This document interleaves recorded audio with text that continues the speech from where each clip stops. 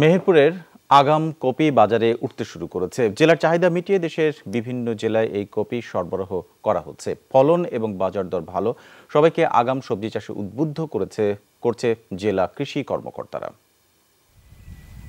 আর্থিকভাবে লাভবান হওয়ার আশায় আগাম কপি চাষ শুরু করেন মেহেরপুর জেলার কৃষকরা।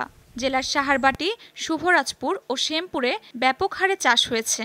একসময় সাহারবাটির বালুময় জমিতে ধান পাট ছাড়া অন্য ফসলের চাষ তেমন একটা হতো না, কিন্তু এখন পাল্টে গেছে দৃশ্যপট।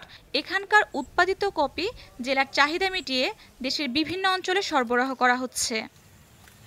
কপি চাষে বিঘা প্রতি খরচ হচ্ছে 20 থেকে 25,000 টাকা।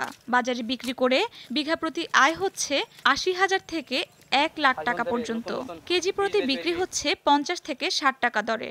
খরচটা প্রচুর পরিমাণে হয়ে গেছে। এখানে বীজের দাম বেশি, সারের দাম বেশি, তারপর কীটনাশক বিষ। কয়েকটা জমিতে আপনার 25,000 টাকা পর্যন্ত খরচ হয়। এই খরচটার এবার একটু বর্ষার চাপে নাহলে 15,000 টাকার খরচ হইতো, এবার 20,000 টাকার খরচ হয়েছে আপনার বিঘেতে। বীজ ও সারের দাম বেশি হওয়ায় চাষে খরচ হয়েছে বেশি, তবে বাজার দর ভালো পাওয়ায় লাভের মুখ দেখছেন চাষিরা। এবছর পাতাকপি আর ফুলকপির চাষ হয়েছে বেশি। বন্যার পানি আসে না, এদিকে বর্ষার পানি থাকে না, এই কারণে আমাদের সবজিটা খুবই ভালো হয়। আগাম জাত ফুলকপি এবং পাতাকপি এ দুটোই খুবই লাভজনক এবং আমরা দীর্ঘদিন যাবৎ করে আসছি এবং আশা অনুরূপ ফলনও পাচ্ছি। আগাম সবজি চাষে মাঠ পর্যায়ে চাষিদের উদ্বুদ্ধ করা হচ্ছে। সার্বিকভাবে সবজি চাষে পরামর্শ দিচ্ছে জেলা কৃষি অফিস।